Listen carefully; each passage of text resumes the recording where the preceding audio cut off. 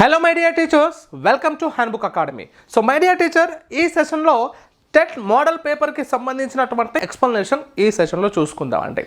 ఒకసారి first question మనం చూసుకున్నట్లయితే, ఆమె తల్లి వయస్సుల నిష్పత్తి మరియు వారి తల్లి యొక్క వయసుల నిష్పత్తి 7:11. వారి వయసుల మధ్య వ్యత్యాసము 24 సంవత్సరాలు. అయితే 10 సంవత్సరాల ముందు వారి వయసుల నిష్పత్తి ఎంత అని అడిగాడు.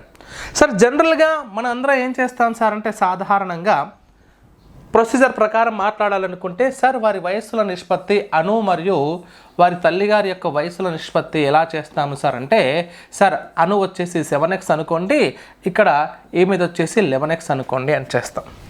ఓకే, టెక్స్ట్ బుక్ ప్రొసీజర్ చెప్తున్నాను. వాటి మధ్య వ్యత్యాసము అంటే gap is equal to sir 4x అనుకుంటాము. That is 4x is equal to 24 years sir అని చెప్తాం. అప్పుడు ఏమవుతుంది సార్ అంటే 4 × 4 4 × 24. అంటే ఒక x is equal to r వచ్చినప్పుడు మనకు అప్పుడు వయసు ఎంత అవుతుంది సార్? వయసు ఏమవుతుంది సార్ అంటే 6,42. x ఈజ్ ఈక్వల్ టు 6 పెడితే 42 అవుతుంది. అప్పుడు తల్లి వయసు ఎంత అవుతుంది సార్ అంటే 66 అవుతుంది. 66 అవుతుంది. తర్వాత 10 years కంటే ముందు అన్నాడు, బిఫోర్ అన్నాడు. కాబట్టి 10 years వీళ్ళ దగ్గర నుంచి సబ్ట్రాక్షన్ చేసుకుంటే అనుకి 32 సంవత్సరాలు. 10 years ఇక్కడ సబ్ట్రాక్షన్ చేసుకుంటే వారి తల్లి గారికి 56 years అవుతుంది. ఓకేనా? ఇప్పుడు వాటి రేషియో ఎంత, ఇప్పుడు ఎంత అంటున్నాడు అంటే, క్యాన్సిలేషన్ చేస్తే చూడండి, 8 × 4 = 32, 8,056. 4:7 అనేటటువంటిది వస్తుంది. Your option 3, 4:7 is right answer. ఇది ప్రొసీజర్ ప్రకారం మనం మాట్లాడుకోవాల్సినటువంటి కాన్సెప్ట్. కానీ నేనేమంటాను సార్ అంటే, సరే ఇలా చేసినప్పటికీ ఓకే, మనకు కరెక్ట్ ఆన్సర్ వచ్చింది. బట్ ఇంతగా మనకు తెలిసినప్పుడు, ఈ కాన్సెప్ట్ మనకు తెలిసినప్పుడు సింపుల్గా మనం ఏం చేసుకోవాలి సార్ అంటే, ఇక్కడనే గ్యాప్ ఎంత ఉంది? 4 ఉంది. 4 గ్యాప్ ఉందంటే 4 × 1 = 4 × 6 ఇక్కడనే చేసుకోవచ్చు కదా డైరెక్ట్గా. 4 × 6 అప్పుడు 4 × 7 = 42 అండ్ 66 ఇక్కడనే వచ్చేస్తుంది. ఈ స్టెప్స్ అన్ని ఇక ఈ 2 అక్షరాలు 42, 66 అనేది క్వశ్చన్లోనే వచ్చేస్తుంది. స్పీడ్గా మనం చేయగలగాలి ఎగ్జామ్ పాయింట్ ఆఫ్ వ్యూలో. మన ఈ ఎక్స్లు అలా అనుకుంటూ వేపవడం కంటే కూడా ఇలా చేయడం బెటర్. అప్పుడు ఏమైతే 42 years ఇది 10 years బిఫోర్ అన్నాడు. 10 years బిఫోర్ అన్నాడు అంటే 32, ఆ తర్వాత 56. ఇది కూడా మనం మైండ్లోనే చేసేయచ్చు. ఈ క్వశ్చన్కి చేసేస్తే ఏముందమ్మా? So 8 × 4 = 8,000, 4:7. This is your answer. కాబట్టి క్వశ్చన్లోనే మనం ఎంతవరకు అయితే మన టైంని మనం కాపాడుకోవడానికి ప్రయత్నం చేస్తామో, అది కూడా కరెక్ట్గా పర్ఫెక్ట్గా ఎటువంటి క్యాలిక్యులేషన్ పొరపాటు చేయకుండా మనం చేయగలగాలి. ఆ స్పీడప్ అనేది మనం నేర్చుకోవాలంటే ప్రాక్టీస్ ఎక్కువ చేయాలి. ఓకేనా? రైట్. ఎనీవే, నెక్స్ట్ క్వశ్చన్ చూడండి. ఈ ప్రశ్న ఏమన్నాడు సార్ అంటే, x² + 1/x² = 98 అయితే మరి x + 1/x వాల్యూ ఎంత అన్నాడు. మీకు ఒక కాన్సెప్ట్ చెప్తాను తల్లి. ఇటువంటి క్వశ్చన్స్ చాలా ఈజీ. మనకి గతంలో 2022 తెలంగాణలో కూడా మనకు టెట్లో వచ్చింది. ఓకేనా? సో ఇప్పుడు ఏం చేస్తున్నాం సార్ అంటే, ఈ ప్రశ్నకు నేనేమంటాను, x + 1/x = అనేటటువంటిది ఫర్ ఎగ్జాంపుల్ n అనుకుంటే, స్మాల్ n అంటే ఒక సహజ సంఖ్య 1 కానీ 2 కానీ 3 కానీ ఏదైనా ఒకటి ఉందనుకుంటాం. అలా ఉన్నట్లయితే దాని x² + 1/x² యొక్క విలువ ఏమవుతుంది సార్ అంటే n² - 2 అవుతుంది. ఈ విషయాన్ని గమనించాలి. ఇది చాలా చాలా ఇంపార్టెంట్. దీన్ని గమనించుకుంటే చారిపోతుంది. ఓకేనా? రైట్. మరి n² - 2 అనేటటువంటి కాన్సెప్ట్ ఇక్కడ క్వశ్చన్లో ఏమి ఇచ్చాడు సార్? క్వశ్చన్లో x² + 1/x² = 98 అన్నాడు. అంటే దీనికి సంబంధించిన వాల్యూ ఇచ్చాడు. అంటే ఇది ఈజ్ ఈక్వల్ టు 98 అని అర్థం. n² - 2 = 98 అని ఇచ్చాడు. ఓకేనా? మరి ఇప్పుడు ఎలా చేస్తాం అంటే, n² - 2 = 98 అయినప్పుడు n² ఏమవుతుంది? 2 అక్కడ పంపించండి, 100 అవుతుంది. అంటే n = ఎంతమ్మా? √100 అంటే 10. n = 10 వచ్చింది. కరెక్టా కదా? మరి 10 వచ్చింది అంటే, మరి n = 10 అంటే x + 1/x = 10. That is first option is correct answer. 10 is right. ఇంకో విషయం సార్, ఇది జనరల్గా ఎలా మాట్లాడుకుంటాం సార్ అంటే, చూడండి, ఇప్పుడు x + 1/x ప్రొసీజర్ చెప్తున్నా. 10 అయినప్పుడు x² + 1/x² యొక్క వాల్యూ ఎంత అనేది క్వశ్చన్. ఇప్పుడు ఏం చేస్తాం? ఇరువైపులా వర్గం చేసుకుంటాం. ఇక్కడ స్క్వేర్, ఇక్కడ స్క్వేర్ చేస్తాం. అప్పుడు ఇక్కడ ఏమొస్తుంది సార్ అంటే, a + b² ప్రకారం a² + 2 × a × b. Yes or no అమ్మా? 2 × a అంటే x, బి అంటే 1/x plus B square 1/x whole square is equal to 100 right. ఇప్పుడు ఏం చేయాలి, ఈ ఎక్స్కి ఎక్స్ క్యాన్సిల్ అవుతుంది, ఇక్కడ ఎక్స్ స్క్వేర్ ప్లస్ 2 ప్లస్ ఇక్కడ 1 స్క్వేర్కి 1/x అంటే 1 స్క్వేర్/x స్క్వేర్ అంటే 1 స్క్వేర్ అంటే 1 ఎక్స్ స్క్వేర్కి x square is equal to 100.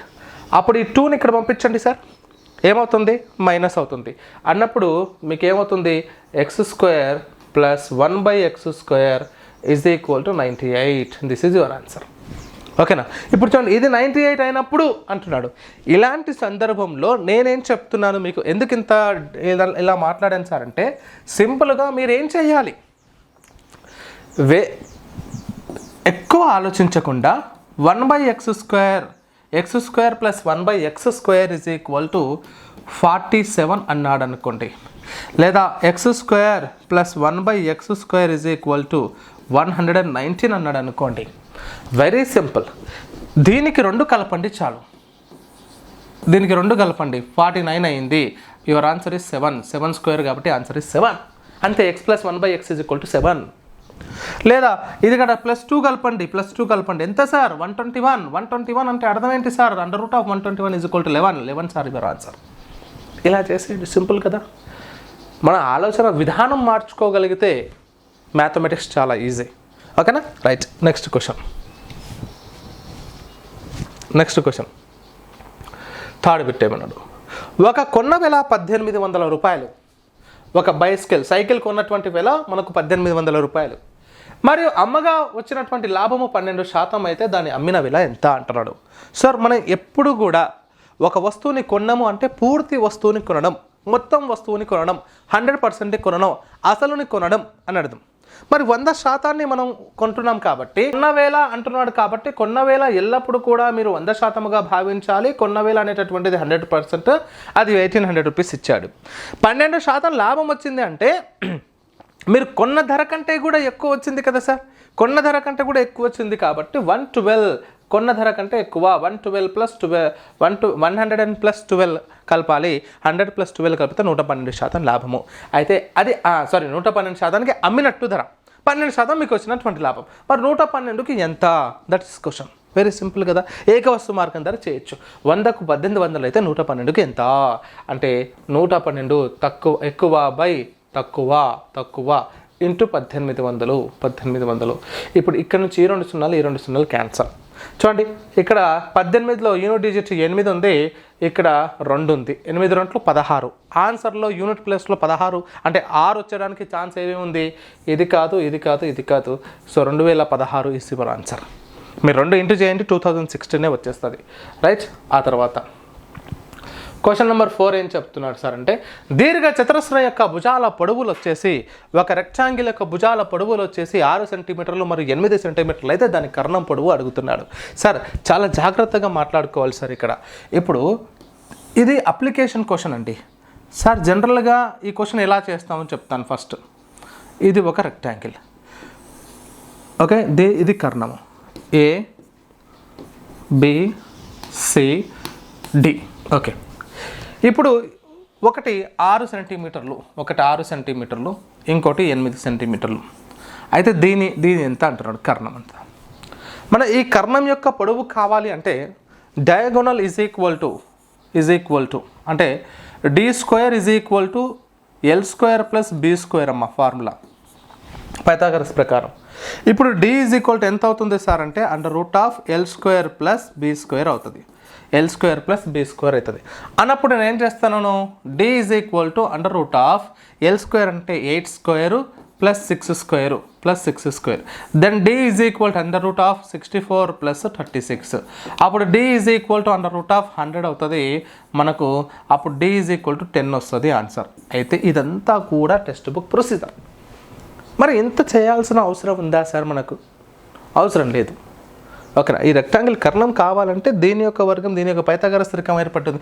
ఇక్కడ లంబకోణ త్రిభుజం ఏర్పడుతుంది. పైథాగరస్ త్రికం ప్రకారం చేశాను నేను. కానీ నేనేమంటాను, మనకు ఆల్రెడీ పైథాగరస్ త్రికం కాన్సెప్ట్ తెలుసు కాబట్టి మనం ఇవన్నీ చేయాల్సిన అవసరం ఏముంది. వెరీ సింపుల్గా మనకు పైథాగరస్ త్రిప్లెక్స్లలో 3, 4, 5 అనేటటువంటిది ప్రాథమిక పైథాగరస్ త్రికము. దానికి ఒక స్థిర సంఖ్య చే గుణించగా వచ్చినటువంటి ఇంటూ 2 చేసుకుంటే 3 6 2 3 2 6 4 2 8 5 2 10. చూడండి 6, 8, 10. పెద్ద భుజం ఎల్లప్పుడు కూడా మనం కర్ణంగా భావిస్తాము. ఒకటి 6, ఒకటి 8 అయితే ఆటోమేటిక్గా కర్ణం 10 అవుతుంది కదా. పైథాగరస్ త్రికం ఇక్కడ ఒక లంబకోణ త్రిభుజం ఏర్పడ్డది కదా. Very simple. చూసి చెప్పొచ్చు, అయ్యా ఇది 6, 8 అంటే కర్ణం 10 సార్ అని చెప్పొచ్చు. ఉదాహరణకు ఇది 5 సెంటీమీటర్లు, ఇది 12 సెంటీమీటర్లు అన్నాడంటే కర్ణం 13 సార్ అని చెప్పొచ్చు. సింపుల్గా క్వశ్చన్ని అర్థం చేసుకోవాలి, మనకు ఇమాజినేషన్ చేసుకోవాలి, సులభంగా ఆలోచించడానికి ప్రయత్నం చేయాలి.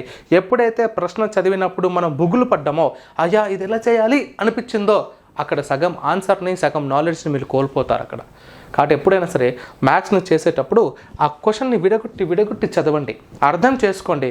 ఖచ్చితంగా ఆ క్వశ్చన్ని మీకు ఆన్సర్ చెప్తుంది. ఓకేనా. నెక్స్ట్ వన్ తల్లి, ప్రశ్న నెంబర్ చూడండి. 2 చతురస్రాల చుట్టుకొలతలు 52 సెంటీమీటర్లు మరియు 20 సెంటీమీటర్లు. ఈ 2 చతురస్రాల వైశాల్యాల వ్యత్యాసానికి సమానమైనటువంటి వైశాల్యం ఉన్న 3వ చతురస్రం యొక్క చుట్టుకొలత ఎంత? సార్ ప్రశ్న చాలా పెద్దగా ఉంది. నేను ఇందాక చెప్పాను, ప్రశ్నను విడగొట్టండి, డివైడ్ చేసి చదవండి. ఇలా 2 చతురస్రాల చుట్టుకొలతలు ఉన్నాయి. ఓకే, 2 చతురస్రాలు ఉన్నాయి మన దగ్గర. ఇదొక చతురస్రం ఉంది. ఈ 2 చతురస్రాలు ఉన్నాయి. ఎగ్జాంపుల్ అంటే కరెక్ట్గా రాకపోవచ్చు, కొంచెం అర్థం చేసుకోవాలి మిత్రులందరూ. సో ఇలా ఉన్నాయి. మరి ఈ మొదటి దాని యొక్క చుట్టుకొలత P = వచ్చేసి 52 అంట, రెండో దానిది వచ్చేసి మనకు 20 అంట, అయితే వీటి వైశాల్యాల మధ్య వచ్చేటటువంటి డిఫరెన్స్ ద్వారా, వీటి ఏరియాస్ ద్వారా, ఈ ఏరియా ఏదైతే ఉంటుందో దీని ఏరియాల మధ్య వచ్చే డిఫరెన్స్ అనేటటువంటిది, మరి దానికి సమానమైనటువంటి 3వ చతురస్రం యొక్క ఏరియా ఏదైతే ఉంటుందో ఆ ఏరియాకు సమానమైతే దాని చుట్టుకొలత ఎంత అని అడిగాడు. ఇది క్వశ్చన్. ఓకే, ఇది వరకు మనం అర్థం చేసుకున్నాం. సింపుల్గా ఏం మాట్లాడతామండి, P = అంటే 4A = 52 కదా. అప్పుడు 4 1 4 13 కదా, 13 స్క్వేర్ అంటే 169 కదా, 169 అయిపోయాయి. ఇక్కడ 4 అంటే నేను వేస్తున్నాను మీకు అర్థం చేసుకోవడానికి, కానీ అవసరం లేదు ఇది కూడా వేయడం. డైరెక్ట్గా 4తో క్యాన్సిల్ చేస్తే అయిపోయింది. 5 స్క్వేర్ అంటే 25 కదా, 25. మరి 169 - 25 ఎంత? 144 కదా. మరి 144 అంటే ఆ ఏరియా 144. అప్పుడు A² = 144 అయినప్పుడు ఏ భుజం ఏమవుతుంది సార్? 12 అవుతుంది కదా. 12 అంటే చుట్టుకొలత ఎంత? 4A అంటే అర్థం ఏంటి? 4 × 12 = 48. This is your answer. అయిపోయింది. ఏం చేసామండి, ఇచ్చినట్టు కరెక్ట్గా మనం ఫాలో అవుతూ వెళ్ళాం అంతే. ప్రశ్న కొన్ని పెద్దగా అనిపిస్తాయి కానీ అక్కడ ఏం ఉండదు. ఆ సినిమా స్టోరీ లాగా దానికి మన ఆన్సర్కి ఎలా వెళ్ళాలో స్టోరీ మొత్తం చెప్పింటారు అంతే. దాన్ని మనం ఫాలో చేసుకుంటూ పోతే అయిపోతుంది. ఓకేనా, రైట్. ఆ తర్వాత నెక్స్ట్ క్వశ్చన్ అమ్మా, క్వశ్చన్ నెంబర్ 6. ఇది చూడండి. ఒక రాంబస్ యొక్క కర్ణాలు వరుసగా 8 సెంటీమీటర్లు మరియు 10 సెంటీమీటర్లు అయితే దాని వైశాల్యం ఎంత అన్నాడు. మీ అందరికీ నేను చెప్పాను, మనం షార్ట్ కట్ క్లాస్ వచ్చేప్పుడు ఒకదాన్ని హాఫ్ చేయండి, ఏదైతే 2తో డివిజిబుల్ అవుతుందో అది హాఫ్ చేయండి. చేస్తే 4 10 40 సెంటీమీటర్ స్క్వేర్ ఆన్సర్. అయిపోయి అంతే, ఏం చేయకూడదు. ఎలా సరిగో ½ × d1 × d2. నేను దీన్ని ఎలా రాసుకున్నాను సార్ అంటే దీన్నే d1/2 × d2 రాసుకున్నా. తప్పేముంది? ఇది d1 అక్కడ రాసుకోవచ్చుగా, 1 × d1 అంటే ఏదైనా ఒకదాన్ని హాఫ్ చేయండి అని అర్థం మన షార్ట్ కట్ పద్ధతిలో. సో లేదా ఇక్కడ సబ్స్టిట్యూట్ చేస్తాను సార్ అంటే d × 8 × 10 చూడండి, 2 1 2 4 4 10 40 అంతే కదా. సులభంగా అర్థం చేసుకోవడం కోసం ఎప్పుడైతే రాంబస్ యొక్క 2 కర్ణాలు ఇస్తాడో ఆ రాంబస్ 2 కర్ణాలు ఇచ్చినప్పుడు ఒక కర్ణంని హాఫ్ చేయండి, మిగతా అదంతా ఇంటూ చేయండి, అదే ఏరియా. అయిపోయి. Okay, right. ఆ తర్వాత నెక్స్ట్ క్వశ్చన్. అసలు 2200 రూపాయల పైన 5 సంవత్సరాలకు 6% వడ్డీ రేటుతో అయ్యేటటువంటి సాధారణ వడ్డీ ఎంత అంటున్నాడు. సార్ ఇప్పుడు చూడండి, అసలు అంటే నేను చెప్పాను మీకు ఎల్లప్పుడు కూడా 100%గా భావించాలి. సో అసలు ఎల్లప్పుడు కూడా 100%. 100% 2250 రూపీస్. అయితే 6% వడ్డీ రేటుతోన 5 సంవత్సరాలకు అయ్యేటటువంటి సాధారణ వడ్డీ అన్నాడు. మీకు చాలాసార్లు మనం టెక్స్ట్ బుక్లో 7వ తరగతిలో మాట్లాడుకున్నాం. ఇక్కడ ఏమంటున్నాం సార్ అంటే జస్ట్ 5 into 6 అంటే సంవత్సరానికి 6%, రెండో సంవత్సరానికి 6%, మూడో సంవత్సరానికి 6%, నాలుగో సంవత్సరానికి 6%. ఇక్కడ అసలు ఎటువంటి పరిస్థితుల్లో మారదు, ఎందుకంటే it is a simple interest. ఇది ఒక సరళ వడ్డీ, ఇది ఒక సాధారణ వడ్డీ. కాబట్టి ఇక్కడ అసలు అనేటటువంటిది అలాగే ఉంటుంది. కాబట్టి డైరెక్ట్గా మీరు ఏం చేస్తారు సార్ అంటే సంవత్సరము ఇంటూ ఆ రేట్ ఆఫ్ ఇంట్రెస్ట్ ఇంటూ చేసుకోండి, 5 6 30 అంతే. ఇప్పుడు సాధారణ వడ్డీ అడిగాడంటే ఆ 30% ఆన్సర్ ఎంత. లేదా మీరు PTR/100 రాసుకుంటాం అనుకోండి. ఎందుకు అలా మాట్లాడుతున్నానో కూడా చెప్తాను మీకు. 100 ఇక్కడ సింపుల్ ఇంట్రెస్ట్ ఉంది అన్నప్పుడు పి అనేది ఎల్లప్పుడు కూడా నేనేమంటానంటే 100% అంటాను. అంటే 100గా భావిస్తాము. Into TR/100. అప్పుడు 100కి 100 క్యాన్సిల్, అంటే అసల్లో ఎటువంటి మార్పు ఉండదు, అసలుగా అట్లనే ఉంటుంది. కాబట్టి అప్పుడు 100కి 100 క్యాన్సిల్ అయితే simple interest is equal to ఏమని చెప్పొచ్చు, TR అని చెప్పొచ్చు. దీని మీద అద్భుతమైనటువంటి ప్రాబ్లమ్స్ ఉన్నాయి. SI is equal to TR పైన.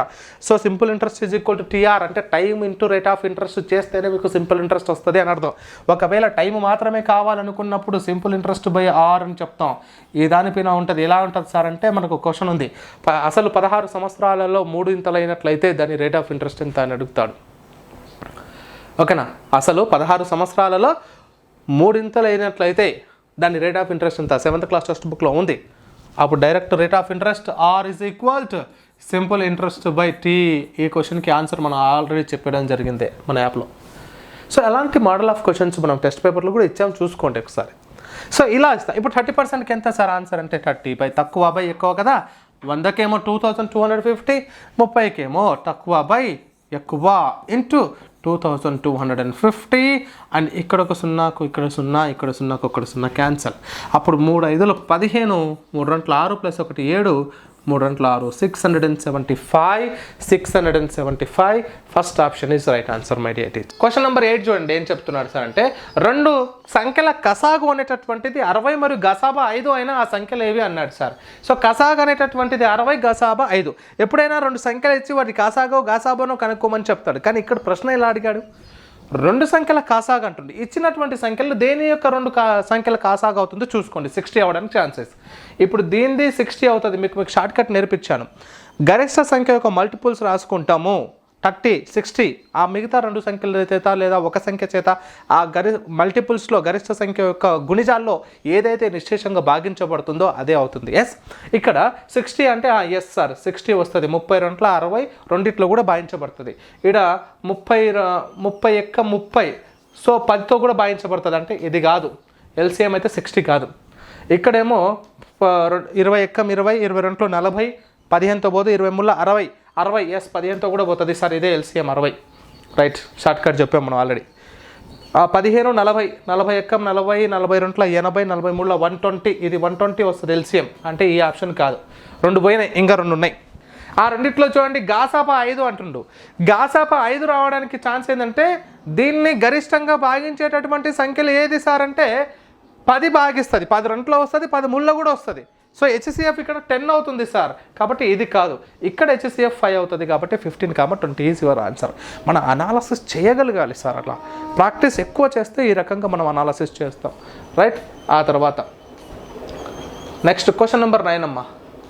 ఇచ్చినటువంటి దత్తాంశం యొక్క అంక మధ్యమము 4.5 అన్నాడు. ఓకే, మరియు దాని మధ్యగతం వచ్చేసి కనుక్కోనండి అంటున్నాడు సార్.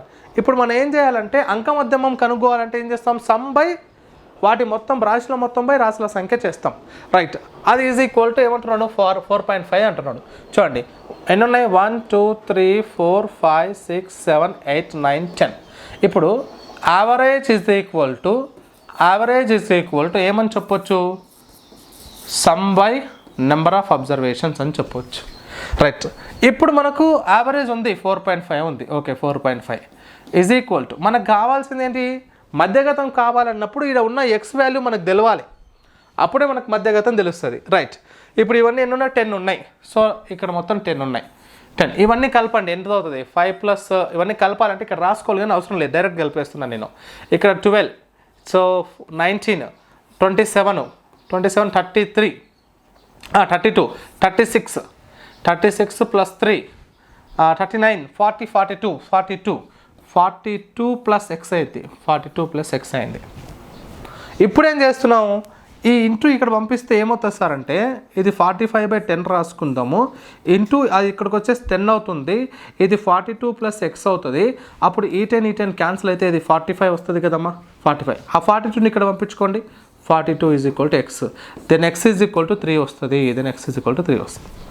ఇప్పుడు ఇచ్చినటువంటి దాంట్లో మనకేం జరిగింది సార్ ఇక్కడ అంటే ఇక్కడ ఉన్నటువంటి వాటిలో x = 3 వచ్చింది, x = 3 వచ్చింది. ఇప్పుడు ఏం చేద్దాం, x3 వచ్చింది కాబట్టి ఆర్డర్గా రావాలి. మనకేం కావాలి సార్ అంటే ఆర్డర్ ఇంపార్టెంట్ ఎప్పుడైతే మధ్యగతం ఫైండ్ అవుట్ చేస్తామో. ఈ ఆర్డర్లో మనకు కావాల్సినటువంటి కాన్సెప్ట్లో ఇక్కడ రాస్తాను, ఓకే, ఇది తీసేస్తున్నాను. మరి ఆర్డర్ ఎలా రాసుకోవాలి సార్ చూద్దాం. ఆర్డర్ ఫస్ట్ తక్కువ నుంచి ఎక్కువ రాసుకుందాం. 1, 2, ఈ 2 అయిపోయినాయి, 3, ఇది అయిపోయింది, ఇంకో 3 వస్తుంది, ఇది అయిపోయింది, తర్వాత 4 వచ్చింది, తర్వాత 5 వచ్చింది, ఈ 5 ఇంకో 5 ఉంది, ఇంకో 5 ఉంది, తర్వాత 7, 7, 8 ఉంది. ఓకే, 1, 2, 3, 4, 5, 6, 7, 8, 9, 10 అయిపోయి బరాబర్ 10 వచ్చేసినాయి. ఇప్పుడు మనకు మీడియన్ కావాలన్నప్పుడు ఏం చేస్తాం సార్ అంటే ఏదైతే చూడండి అన్నీ 10 ఉన్నాయి కాబట్టి 10/2, 10/2 + 1 అంటే n/2, n/2 + 1 రాశుల యొక్క సగటు కనుక్కుంటాం. అంతే, ఆ సగటుయే మధ్యగతం అవుతుంది. ఎందుకంటే రాశుల సంఖ్య అనేటటువంటిది మనకి ఇక్కడ ఈవెన్ నెంబర్ ఉంది, 10 ఉంది కాబట్టి. సో n/2 అంటే 5th term, 1, 2, 3, 4 5th term. n/2 + 1 అంటే 5 + 1 అంతే కదా, 6వ టర్మ్. ఈ రెండు సంఖ్యల యొక్క యావరేజ్ ఎంత, 4 + 5/2 = 4.5. 9/2 అంటే 4.5. అగైన్ యువర్ ఆన్సర్ ఇస్ 4.5 వస్తుంది. సార్ దీనికి ఏమైనా షార్ట్ కట్స్ లాగా చెప్పొచ్చేస్తారంటే కొన్నింటికి చెప్పలేము, డైరెక్ట్గా తీసుకెళ్ళచ్చు.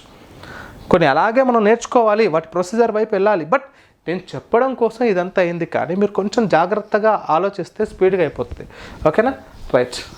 ఆ తర్వాత ఈ ప్రశ్న చూడండి, n పరిశీలన సగటు 12 అయినా ఆ పరిశీలన మొత్తం 132 అయితే n విలువ ఎంత అంటున్నాడు.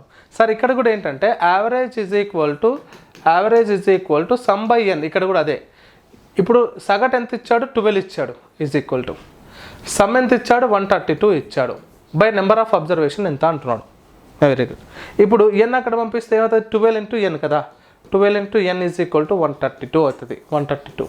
లేదా n ఈజ్ ఈక్వల్ టు ఏమని చెప్పొచ్చు సార్ అంటే సమ్ బై యావరేజ్ అని చెప్పొచ్చు, సమ్ బై యావరేజ్ 132/12. సో 12 1 12, 11 వస్తుంది, n is equal to 11. 11 is your answer అమ్మా, సింపుల్.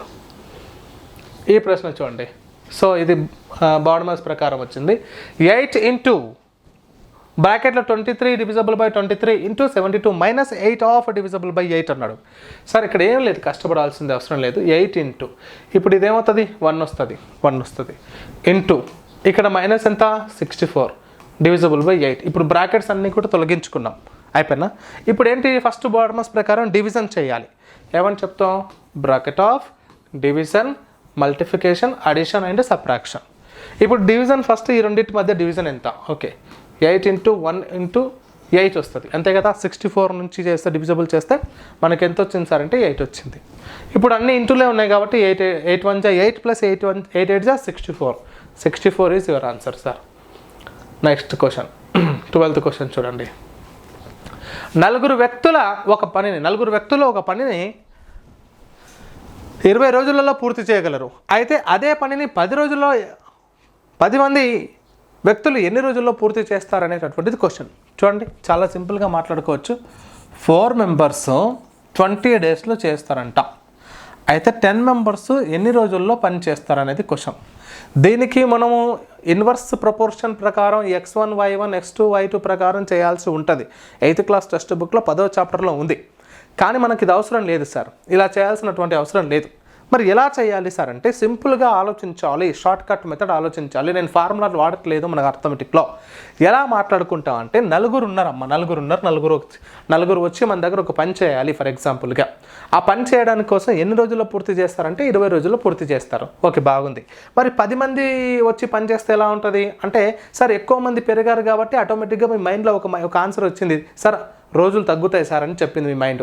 ఎస్, రోజులు తగ్గుతాయి కాబట్టి సింపుల్ కాన్సెప్ట్ ఏంటంటే తగ్గుతాయి అని మనకు మెన్షన్ అయింది కాబట్టి తక్కువ బై ఎక్కువ, అంతే సింపుల్గా. తక్కువ బై ఎక్కువ, మనకు తగ్గుతాయి అనే ఆన్సర్ మనకు వచ్చింది కాబట్టి తక్కువ బై ఎక్కువ ఇంటూ సంథింగ్. ఇప్పుడు ఎంత? So 4/10 into 20. ఈ జీరోకి ఈ జీరో క్యాన్సల్, 4 2 జా 8 అమ్మ. సో 8 డేస్లో కంప్లీట్ చేస్తారు work. 8 days is your answer. Very సింపుల్గా ఆలోచించవచ్చు. అర్థమెటిక్లో ఉన్నటువంటి లాభ నష్టాలు కావచ్చు, శాతాలు కావచ్చు, ఏకవస్తు మార్గం, అనులోమానుపాతం, విలోమానుపాతం, మిశ్రమానుపాతం, ఓకేనా. సో ఇలా చాలా ప్రాబ్లమ్స్ ఉన్నాయి, అవన్నీ కూడా సింపుల్గా మాట్లాడుకోవచ్చు. Okay right, 8 days is your answer. Okay, ఈ ప్రశ్న చూడండి. 16075 అనే విభాజ్యము ఒక సంఖ్యతో భాగించబడి భాగఫలం అనేటటువంటిది 167 మరియు శేషము 43 అయినా దాని యొక్క విభాజకం ఎంత అని అడుగుతున్నాడు. చూడండమ్మా, ఏం చేయాలంటే ఇక్కడ 16075 అనేటటువంటిది ఎవరితో భాగించబడుతుంది?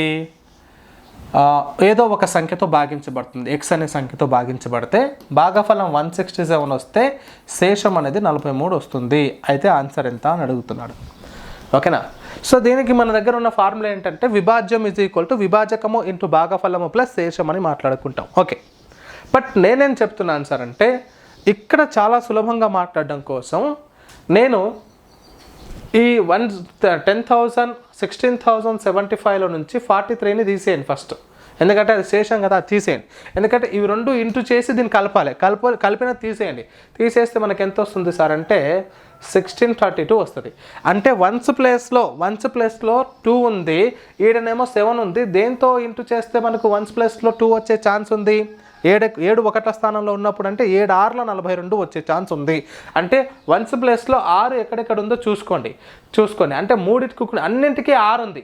మనకు ఒక్కొక్కసారి ఎగ్జామ్ పాయింట్ ఆఫ్ వ్యూలో ఒకటే 6 ఇచ్చాడు అనుకోండి, దట్ ఈస్ యువర్ ఆన్సర్, అంతే, ఇంకా వేరే ఆప్షన్ లేదు. ఓకేనా. ఇక్కడ అన్నింటికి ఇచ్చాను నేను. అన్నింటికి ఇచ్చినప్పుడు మనం ఏం చేస్తాం సార్ అంటే ఇక్కడ ఫస్ట్ దాంతో ఇంటూ చేసుకోండి. 167 ఇంటూ చేయండి. ఇది వస్తుందా రాదా చెక్ చేయండి. ఓకేనా. లేదా ఇక్కడ ఇంటూ చేయండి, ఇక్కడ ఇంటూ చేయండి. అయితే ఇంకా కొంచెం నియర్గా మనం ప్రయత్నం చేస్తే ఏం చేస్తామంటే ఒకసారి చూడండి, 167 ఇది 16 అంటే ఇంటూ 100 చేస్తేనే కదా ఆల్మోస్ట్ నియర్గా ఉంది. అటు కూడా ఆలోచించండి. ఆల్మోస్ట్ నియర్గా ఏది ఉంది సార్ అంటే 96 ఉంది, 86 కంటే కూడా అనా. ఓకేనా. ఇక్కడ 96 అంటే నియర్ బై 100 ఇంటూ 16 అంటే 16,700 వస్తుంది. మరి ఇది నియర్గా ఉంది కాబట్టి ఇదే ఆన్సర్ అవుతుంది. బట్ అన్ని సందర్భాల్లో ఇప్పుడు నేను చెప్పినట్టు పని చేయొచ్చు, కాకపోవచ్చు. అలాంటప్పుడు ఏం చేస్తారంటే కొంచెం మీరు ఇంటూ చేసుకుంటే సరిపోతుంది. 96 ఇంటూ 167 అలా చేస్తే సరిపోతుంది. Okay right. ఆ తర్వాత నెక్స్ట్, ఒక త్రిభుజం యొక్క బాహ్య కోణాలలో ఒకటి కోణం 84 డిగ్రీలు అయితే దాని అంతరాభిముఖ కోణాల నిష్పత్తి 1:2 అయితే ఆ త్రిభుజం యొక్క కోణాలు అని అన్నాడు సార్. ఇప్పుడు చూడండి, ఒక త్రిభుజం ఉందమ్మా, ఇలా ఒక త్రిభుజం ఉంది చూడండి. ఇది ఏ, ఇది బి, ఇది సి, ఇక్కడ వచ్చేసి ఇది డి అనుకుందాం. ఈ కోణం ఎంత ఉంది సార్ అంటే ఈ బాహ్య కోణం 84 డిగ్రీలు ఉందంట. దీనికి అంతరాభిముఖ కోణాల నిష్పత్తి వచ్చేసి 1:2 అంటున్నాడు. 1:2 అంటే ఇది 1x, ఇది 2x అని అర్థం. మనకు తెలుసు త్రిభుజ ధర్మాల ప్రకారం ఒక త్రిభుజంలోని బాహ్య కోణం అనేటటువంటిది దాని అంతరాభిముఖ కోణాల నిష్పత్తికి సమానంగా ఉంటుంది, లేదా ఆ అంతరాభిముఖ కోణాలకు సమానము అవుతుంది. అయితే ఇక్కడ 1x + 2x = ఎంత అవుతుంది సార్ అంటే 3x అవుతుంది. 3x = 84. అప్పుడు 3 1 జా 3 2 జా 6, 3 8 జా 24. అంటే x = ఎంత సార్ అంటే మనకు ఇక్కడ 28 వచ్చింది. 28 డిగ్రీలు అంటే ఇది ఒక కోణం అయితే 28 డిగ్రీలు ఉంటుంది. మరి ఇచ్చినటువంటి కోణాలలో ఒకటన్నా 28 ఉందా చిన్నది? ఇది ఒకటే ఉంది, వేరేవి లేవు కాబట్టి ఇదే ఆన్సర్ అవుతుంది, ఇంకా అంతే. ఓకేనా. 2x అంటే ఇంటూ 2 56. 2 కలిపేసుకోండి, 84 కదా. 84 అన్నప్పుడు ఇది ఎంత అవుతుంది సార్ అంటే ఇక్కడ 96 వస్తుంది, అంతే, అయిపోయింది. So that is your answer. Question number 15. అపరిమిత సంఖ్యలో సౌష్ఠవ రేఖలు కలిగినటువంటి ఆకారము వృత్తము సర్కిల్కి infinity number of symmetry lines ఉంటాయి. బేసిక్ కాన్సెప్ట్ 6వ తరగతిలో ఉంది. రైట్. ఆ తర్వాత నెక్స్ట్ క్వశ్చన్ చూడండి. 92x389 అను సంఖ్య 11 చే నిశ్శేషంగా భాగించబడిన x విలువ ఎంత అంటే చూడండి, 92 అంట, ఇక్కడ x అంట, 389 11 చేత భాగించబడాలి. అయితే ఇప్పుడు 11 చేత భాగించబడాలంటే మీ అందరికీ తెలుసు 9 + x + 8 ఒకటి, 3 + 5 2 + 3 + 9 ఒకటి. ఇప్పుడు ఇవి రెండు కలిపితే 9 + x + 8 అంటే 17 + x అయింది. 17 + x ఒకటి. రెండోది ఏంటి సార్ అంటే ఇవి చూసుకున్నట్లయితే మనకు 2 + 3 + 7 2 + 3 + 9 రెండు కలిపితే మనకు 12 + 14 అయింది. ఇదేమో 14 అయింది. రైట్, 14. ఇప్పుడు ఏం చేస్తున్నాం సార్ అంటే మరి ఇది 17+ అంటే ఇది ఎక్కువనే ఉంటుంది, ఇక్కడేమో 14 ఉంది రెండు భాగాల్లో. కాబట్టి ఇప్పుడు ఏం చేస్తున్నాం సార్ అంటే మై డియర్ టీచర్స్, వాటి మధ్య డిఫరెన్స్ అనేటటువంటిది 11 వచ్చేటట్టు ప్రయత్నం చేద్దాం. 11 రావాలంటే దేంట్లో నుంచి మనకు 14 తీసేస్తే 11 వస్తుంది అంటే 25లో నుంచి తీసేస్తే 11 వస్తుంది. 25లో నుంచి తీసేస్తే 11 వస్తుంది. అంటే 17కి ఎంత కలిపితే 25 అవుతుంది అంటే 8 కలిపితే 25 అవుతుంది. సింపుల్గా మనకు 8 is your answer. 8 is your answer, అంతే. ఓకేనా? రైట్. Next question. ఈ క్వశ్చన్ చూడండి. 2024 హోల్ పవర్ ఆఫ్ 0 మనకు ఏ పవర్ ఆఫ్ 0 అనేటటువంటిది ఆల్వేస్ 1కి సమానము. So 1 is answer my dear teachers. So 18వ ప్రశ్న చూడండి. ఈ క్రింది వాటిలో ప్రధాన సంఖ్య కాని దానిని గుర్తించండి అన్నాడు. Sir which one is the ఏమంటున్నాడు మనకు identify the number which is not prime number అంటున్నాడు. చూడండి 71 ప్రైమే, 31 ప్రైమే, ఆ తర్వాత 91 కాదు, 91 ప్రైమ్ కాదు. ఎందుకు అంటే 17 మనకు 13 7 వచ్చేది, 7 13 91 వస్తుంది. 61 ప్రైమే కాబట్టి ఆన్సర్ ఇస్ 91 అమ్మా. ఆ తర్వాత నెక్స్ట్ క్వశ్చన్. ఒక విద్యార్థికి ఒక పరీక్షలో 122 మార్కులు వచ్చాయి, కానీ పాస్ అవుటకు కావాల్సినటువంటి 36% కన్నా 13 తగ్గాయి. అయితే ఆ పరీక్షలో గరిష్ట మార్కులు ఎన్ని? చాలా ఇంపార్టెంట్. గరిష్ట మార్కులు అంటే మొత్తం 100% ఉంటుంది కదా. 100% ఎంత అంటున్నాడు సార్ క్వశ్చన్లో. 100% ఎంత అంటుండు, ఒకటి కాన్సెప్ట్. రెండోది ఏంటంటే 122 మార్కులు వచ్చినాయి, పాస్ కావాలంటే 36% కావాలి. 36% కావాలి. అయితే ఎంత తక్కువ వచ్చినాయి సార్? ఎంత తక్కువ వచ్చినాయి? 13 తక్కువ వచ్చినాయి. అంటే పాస్కి 13 తక్కువ అంటే 122 + 13 అంటే ఎంత వస్తుంది మనకు? 135. అంటే పాస్ మార్కులు 135 అని అర్థం. పాస్ మార్కులు 135 అంటే 100%కి మొత్తం అయితే 36%కి 135. అప్పుడు మొత్తం మార్కులు గరిష్ట మార్కులు ఎంత? ఇలా మాట్లాడుకుంటే సరిపోతుంది. అంటే ఎక్కువ బై తక్కువ ఎక్కువ అవుతుంది కదా. 36కి 135 అన్నప్పుడు ఇంటూ 135 సింపుల్. ఇక్కడ చూడండి 9 ఎక్కంలో ఇది క్యాన్సిల్ అవుతుంది. 9 4 ఇక్కడ 9 ఎక్కం 9, 9 5 45, ఇక్కడ 4 ఎక్కం 4 25. So 15 5 75. Okay. And 15 2 30 + 7 37. So 375. This is your answer. 375. So అది మీ యొక్క ఆన్సర్ అవుతుంది. గరిష్ట మార్కులు. నెక్స్ట్ ఇది చూడండి. x = 2 మరియు y = 3 అయినప్పుడు 3x - 2y + 1 సమానపు విలువ ఎంత? ఏమంటున్నాడు ఇక్కడ? 3 దగ్గర 2 పెట్టండి అంతే, -2 కాడ y దగ్గర 3 పెట్టండి +1 ఏమవుతుంది? 3 2 6 -6 + 1 ఈ రెండు క్యాన్సల్. 1 is your answer. అయిపోయింది. 1 సబ్స్టిట్యూట్ చేసి ఆన్సర్ ఫైండ్ అవుట్ చేయాలి. వెరీ ఈజీ, ఆల్జీబ్రా నుంచి వచ్చింది. ఇక ఇది చూడండి. 10%లో 10% ఆఫ్ 1000 అంటున్నాడు. 10% ఆఫ్ 1000 అంటే ఏం చేస్తామండి? 10% ఆఫ్ 1000 అంటే ఏమని చెప్పొచ్చు? 1000లో 10% అంటే అర్థం ఏంటి అంటే ఈ 0కి ఈ 0 క్యాన్సిల్ చేస్తే అయిపోయా. 100 అంతే. లేదా 1000 × 10/100 చేసుకోండి. ఈ రెండు సున్నాలకి 2 సున్నాలు క్యాన్సిల్. ఏం మిగిలింది అక్కడ? 10 10 100 అంతేగా. రైట్, సింపుల్ బిట్ అమ్మ. ఈ ప్రశ్న చూడండి. ఒక పరీక్షలో 25 ప్రశ్నలు ఉన్నాయంట. ప్రతి సరైన జవాబుకు 4 మార్కులు వస్తాయి. తప్పు జవాబుకేమో -2 మార్కులు కేటాయించడం జరిగింది. లక్ష్మి అనేటటువంటి ఒక విద్యార్థికి అన్ని ప్రశ్నలకు జవాబులు రాస్తే 76 మార్కులు వచ్చినాయి. అయితే ఆ లక్ష్మి రాసినటువంటి సరైన జవాబుల సంఖ్య అంటున్నాడు. కరెక్ట్ ఆన్సర్స్ ఎన్ని అంటున్నాడు. ఆమెకు కరెక్ట్ ఆన్సర్స్ ఇచ్చినటువంటి ఆప్షన్స్ ద్వారానే వెళ్ళొచ్చు. ఇప్పుడు ఆమెకు కరెక్ట్ ఆన్సర్స్ ఇవంటే కరెక్ట్ ఆన్సర్లకు 4 మార్కులు ఇచ్చాడు కదా. ఒకటి, ప్రతి కరెక్ట్ ఆన్సర్కి 4 మార్కులు ఇచ్చాడు కదా. రైట్, కరెక్ట్ ఆన్సర్కి 4 మార్కులు ఇచ్చాడు కదా. రైట్, ఇక్కడ ×4 చేసుకుంటారండి, నేను చెప్తాను. ఒకటి, అన్నింటికి కాదు, జస్ట్ నేను రాశాను, మీకు ఆన్సర్ మధ్యలో వస్తే రావచ్చు. మరి ×4 చేసిన తర్వాత ఏం చేయాలి? ఇప్పుడు ఇవి ఇంటూ 4 చేస్తే 92 వస్తుంది. మనకు 4 3 జా 12, ఓకే 92 వచ్చింది. ఈడనేమో 84 వచ్చింది, ఈడనేమో 80 వచ్చింది, ఈడనేమో 88 వచ్చింది. రైట్, ఒకటి ఏం ప్రొసీజర్ చేయకుండా షార్ట్ కట్ చెప్తున్నా. ఇప్పుడు 23 కరెక్ట్ అంటే 2 తప్పులు కదా, 2 తప్పులు అంటే -2 మార్క్స్ కదా, అంటే 2 × -2 అంటే -4. ఈడ -4 తీసేస్తే ఎంత వస్తుంది సార్ అంటే 88 వస్తుంది.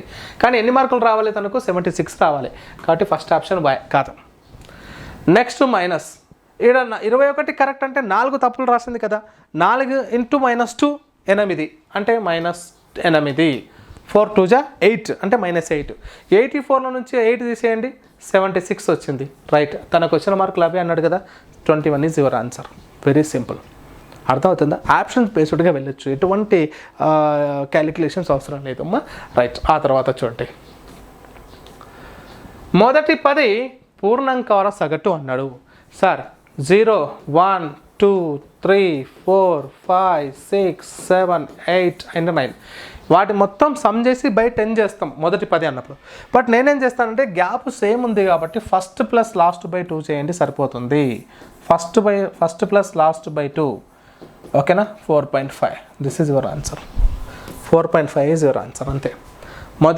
మనకి ఇక్కడ హోల్ నెంబర్స్ అంటే కూడా మనకు తెలిసి ఉండాలి. చాలామందికి బయాలజీ వాళ్ళకి, సోషల్ వాళ్ళకి కన్ఫ్యూజ్ అవుతుంటారు.